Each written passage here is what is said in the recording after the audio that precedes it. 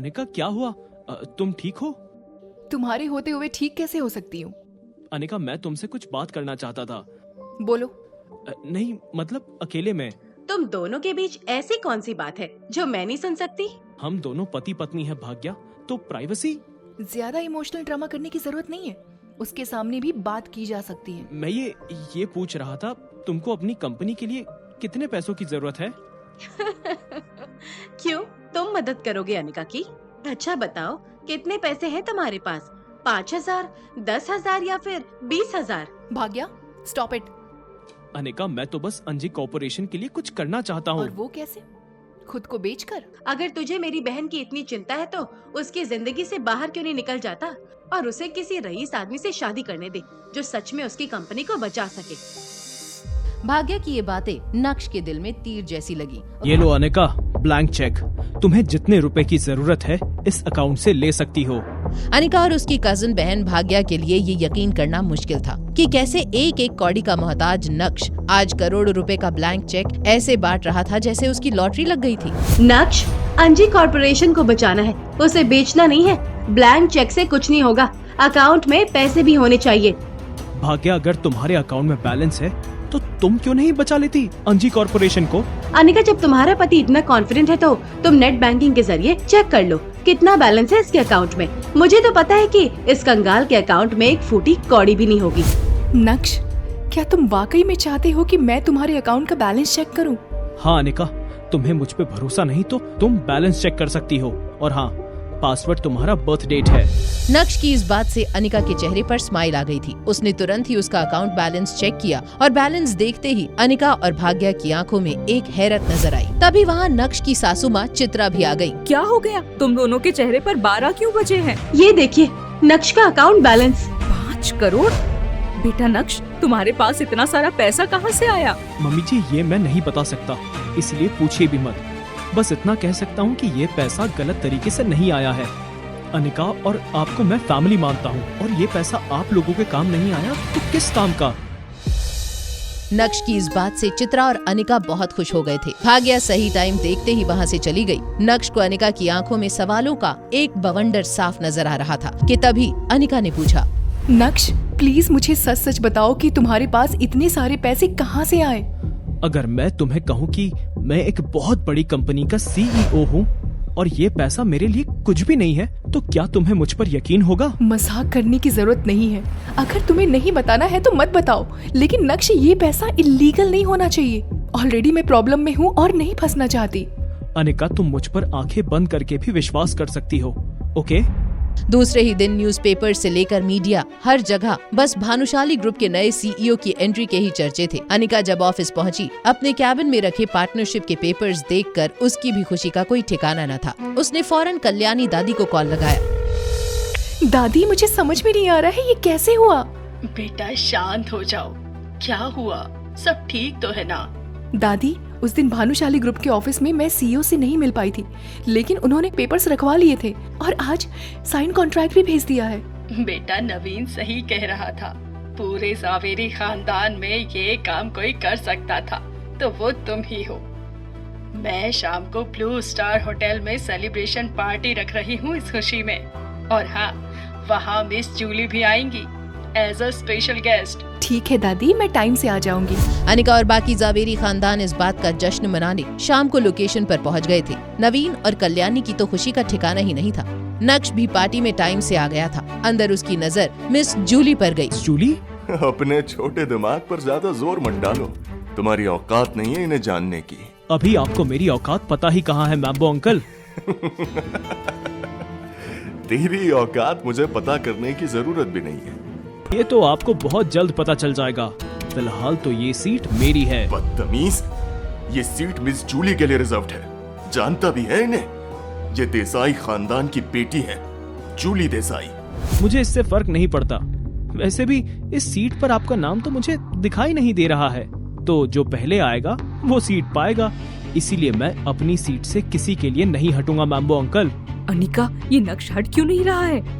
Mummy, Mambo uncle की चाल तो मैं समझ चुकी हूँ, लेकिन अब मैं नहीं चाहती हूँ कि नक्श या किसी के भी कारण दादी के सामने मेरा बना बनाया इंप्रेशन खराब हो जाए।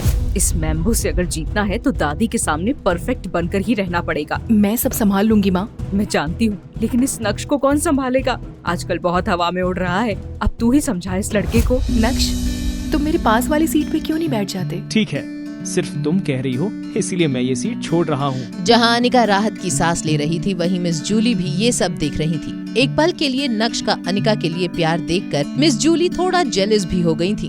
तभी उनकी नजर अनिका के पहने हुए नेकलेस पर गई। वो एक टक बस उसे ही देखे जा रही थी। हेलो मिस जूली, क्या मुझसे कुछ गलती हो गई है? आप मुझे ऐसे क्यों घूर रही हैं? Oh no, I am sorry. दरअसल मैं तुम्हारे पहने हुए इस नेकलेस को देख रही थी। क्या ये द ड्रीम लवर नेकलेस है? यस, ये वही नेकलेस है। क्या तुम मुझे बता सकती हो कि आखिर ये तुमने कहाँ से लिया? इतना रेयर नेकलेस तो मैं किसी भी कीमत पर खरीदने के लिए तैयार हूँ। मिस जूली, ये तो मेरे दोस्त ने मुझे गिफ्ट किया था। प्लीज, क्या तुम अपने दोस्त को कहकर मेरे लिए भी एक पीस ऑर्डर कर सकती हो? पैसों की चिंता मत करना, मैं एडवांस पेमेंट करवा दूंगी। ये सिर्फ 10 पीस हैं पूरे इंडिया में। मिस जूली, वो मैं... अनिका इतना सोच क्या रही है? ठीक है, मैं उसे अभी कॉल करती हूँ। ये सभी गॉसिप सुनकर नक्श की मुस्कुराहट रोके नहीं रुक रही थी, क्योंकि वो जानता था कि अनिका किसे फोन करने वाली थी। आखिर कौन है जिसे लेकर अनिका इतनी कॉन्फिडेंट थी? दूसरी तरफ विवान अपने दोस्तों के साथ पार्टी कर रहा था कि तभी उसके एक दोस्त ने कहा, ओए बस कर, इतना भी मत पी, मर जाएगा। अरे ऐसी जिंदगी से तो मर ही जाना बेहतर है। ऐसा क्या हो गया? लेकिन तुझे इस हालत में कभी नहीं देखा यार 2 दिन पहले भानुशाली ग्रुप के आदमी आकर मुझे धमका कर गए, और इससे पहले कि मैं कुछ बोलता या पूछता, मेरे सारे फंड्स फ्रीज होने के मैसेजेस आ गए। ऊपर से मेरी कंपनी के टैक्स के सभी घोटाले भी बाहर आ गए। पता नहीं यार क्या हो रहा है मेरे साथ। हेलो विहान, मुझे तुमसे कुछ पूछना था। क्या तुम ड्रीम लवर नेकलेस का एक और पीस ऑर्डर करवा सकते हो प्लीज? क्या तुम उस फेक ड्रीम लवर नेकलेस के बारे में बात कर रही हो? फेक? हाँ, तुम्हें याद नहीं? मैंने तुम्हें फेक ड्रीम लवर नेकलेस ही तो दिया था। तुम्हें वैसा एक और चाहिए? ठीक है, मैं अरेंज करवा सकता हूँ। कब चाहिए बताओ?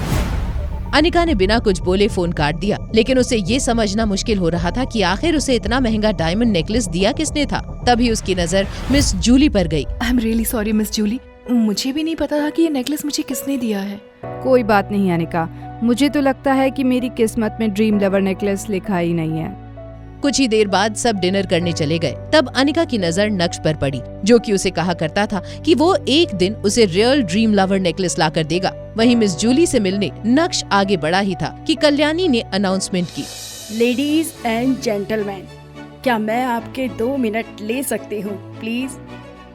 अनिका, सभी को बताओ कि तुमने भानुशाली ग्रुप के साथ कैसे पार्टनरशिप की और तुम्हारी कामयाबी का राज क्या है। पार्टी में मौजूद सबकी नजरें अनिका पर ही थी, और नक्श की नजरों के साथ साथ उसका दिल भी जैसे बाहर आया हो। वो अनिका को देखकर ऐसे खुश हो रहा था जैसे हर दफा पहली बार देख रहा हो।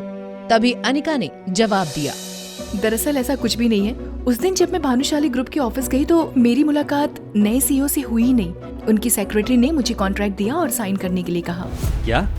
बिना किसी मीटिंग के सीधा कॉन्ट्रैक्ट साइन करवा दिया? इसका मतलब इसने भी भानुशाली ग्रुप के नए सीईओ को नहीं देखा। मैंने तो सोचा था कि ये बहुत काबिल लड़की है, लेकिन अब तो लग रहा है कि ये सिर्फ भाग्यशाली थी।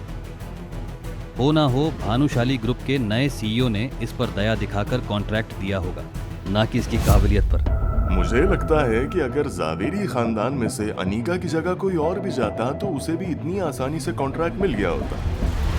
नवीन सही कह रहा है अनिका, तुम्हें भानुशाली ग्रुप का ये कॉन्ट्रैक्ट बहुत आसानी से मिल गया, क्योंकि इसके पीछे नवीन के भी बहुत सारे एफर्ट्स थे।